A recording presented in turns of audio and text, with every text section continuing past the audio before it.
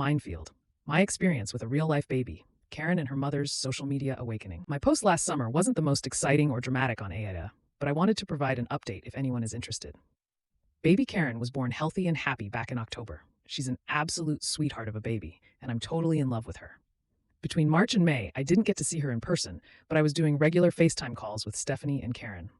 Over the last few weeks, I've been going over to Stephanie's house to sit in her backyard and chat with Stephanie, coo at Karen from a distance. I have two reasons for updating. First, I've realized since Karen's birth that her name has taken on new meaning to me. When I'm with her, Karen just means her, and I don't think about the other connotations. In other words, you guys were right. That said, my second reason is that Stephanie got back into her years unused Facebook at the beginning of the pandemic. She's been on it regularly for the first time in years. Most people in our area social circle have been posting heavily about BLM and racial justice issues. Stephanie has come into contact with a deluge of Karen memes for the first time, finding them confusing and horrifying, especially the use of Karen as shorthand for a racist. I've basically declined to talk about it with Stephanie because it went poorly last time. But both my mother and her mother have hounded me about it because it's upsetting to Stephanie, saying, "Is this what you were talking about before? Why didn't you say so?